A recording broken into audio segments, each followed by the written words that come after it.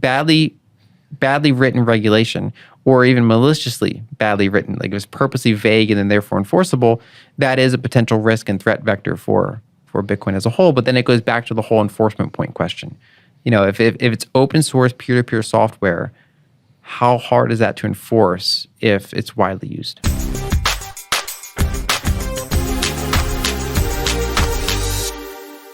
And so the more permissionless and the more widely accepted that unit is, and whether or not the merchant accepts Bitcoins and holds them, or if they accept Bitcoins and use the software to immediately turn them into dollars or pesos or whatever, that's fine. The fact that you can go to countries around the world and directly spend your Bitcoin makes that Bitcoin more fundamentally useful. Bitcoin startups tend to be very utilitarian. It's a very low speculation to utility ratio, right? They're mostly about how can we make better wallets, how can we make better payment solutions, how can we make better user experience as money, that's the type of thing we're seeing more and more of. Where it's not mostly about leverage or trading and things like that. It's about how to make Bitcoin better money, and money is one of those things where not everyone realizes they need permissionless money right now. But I think more people around the world, either due to inflation, they want inflation-resistant money. That doesn't mean Bitcoin goes up the exact moment inflation goes up, but it means that over the long arc of time, that the supply is not increasing at an arbitrary rate.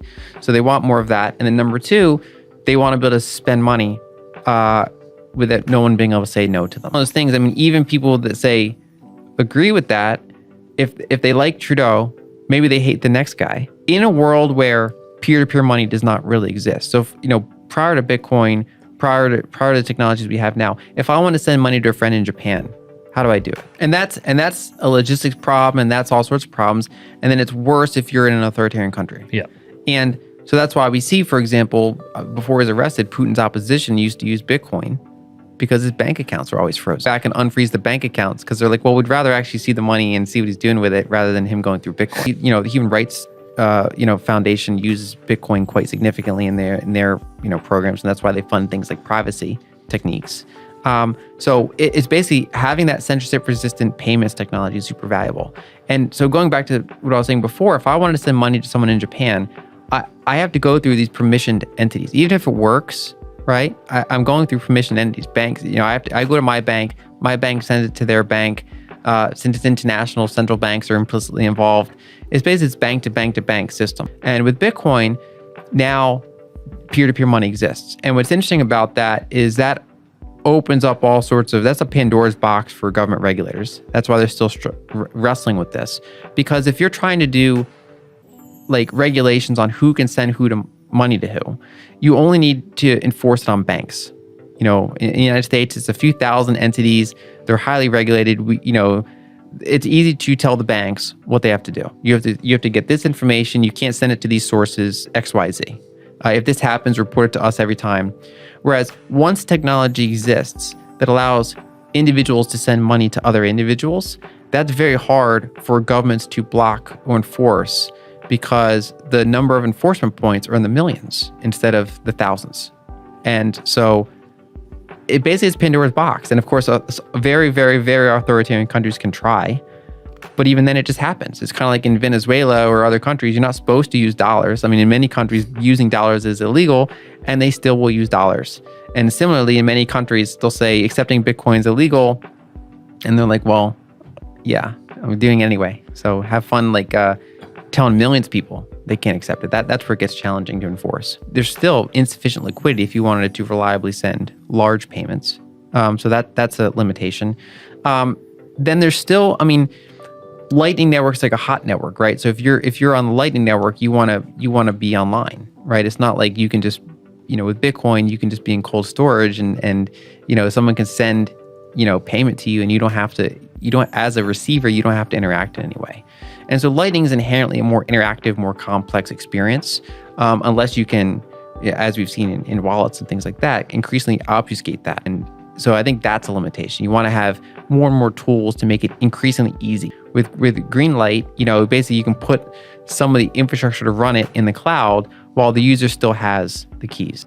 So I separate two phases of expected Bitcoin volatility. Yeah. So Bitcoin, when it was invented, is this brand new thing. And the market has to figure out how to price this. Cypherpunks, they barely had a price. And then it was, people that want to buy drugs online. There were like, Austrian economics. All these new pools of people were like, wait a second, what is this thing? Yeah. And then like the Human Rights Foundation got, like human rights activists get into it. And like multiple groups of people realize it solves a problem that they have. And it could be very different problems. Some people want the store of value problem solved. Some people want the medium of exchange problem solved. There's all these different problems that it's being solved. But it's with upward volatility. So if a lot of new people come to the network, the price goes up very rapidly. Anytime, that's by definition volatility. It's the volatility people like. It's upward volatility, but that is a type of upward volatility. It's inevitable. If you go from zero to trillions of dollars in market capitalization, by definition, you're volatile. And so there's really no other way around it. When people say Bitcoin is not workable because it's too volatile, they're basically saying that no new private money can ever work, because you can't just start at a $20 trillion market capitalization. And so if you're going from nothing to whatever total addressable market you're going to reach, you're going to be volatile. So I separate the first handful of decades. We don't know how long it's going to take. We don't know for sure it's going to be successful. We don't know the quote unquote end game of where this is going, but we can at least infer, assuming Bitcoin continues to be successful, assuming it continues to take market share, assuming that the adoption pattern continues, eventually it reaches some steady state. How big is that? There's all these different estimates for how, is it as big as gold? Is it twice as big as gold? Is it hyper Bitcoinization? Whatever steady state it kind of reaches, that's when you'd expect it to be less volatile. But you don't have that huge, there's less a reason to leverage it up tremendously when it's a mature asset that most people already hold. So right now, because it's more speculative asset, it's 13 years old, people are debating, what's the government going to do when it's 5 times bigger? What does this mean? What is this other competitor? There's all these things, the market is doing all this stuff and then people are leveraging it. So it's going to be volatile in the near term. And I think that does slow down its medium of exchange usage for a lot of people. But I think that's solved itself over time as more people decide that they want to hold it despite the volatility, because they look at the long-term properties of it. And then once they hold a ton of it, eventually they might want to spend some of it. Well, there are other layer 2s. I mean, Liquid is a pretty well-known layer 2. Lightning is pretty much on its own in terms of fast medium exchange transactions. Then any currently liquidity constraints you have now would be worse because they're not interoperable. And so that's kind of a good thing that there's really, it's solidified towards one. Now, there's still different implementations, and that still gives tensions, because one implementation might have something that they want the other implementations to do, but it is great that multiple things interact. Whereas something like Liquid, it serves a very different purpose. And for example, Blockstream's active in both. I mean, so they're not direct competitors. So the tax is a big issue. Accounting, basically, so that merchants can, keep track of it, say in dollars, and then know how to pay taxes.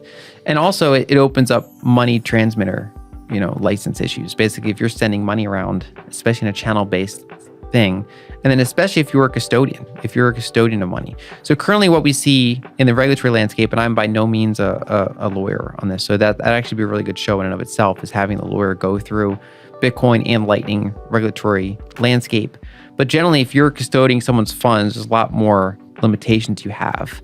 You're going to have trouble expanding internationally. Whereas if you have non-custodial solutions, what you're essentially just doing is you're building open source software that people can choose to use. And that, maybe you're operating a Lightning node and you're routing liquidity for them, but you're not doing any sort of custodial thing with customer funds. So there's generally less regulatory burden. Badly written regulation, or even maliciously badly written, like if it's purposely vague and then therefore enforceable, that is a potential risk and threat vector for Bitcoin as a whole. But then it goes back to the whole enforcement point question. If it's open source peer-to-peer software, how hard is that to enforce if it's widely used? I think for me, the number one thing is just increased liquidity and adoption. Okay. Because just making the Lightning Network work better is the biggest thing. Okay. I'm always happy to see privacy improvements. I think we just saw the launch of Fedi.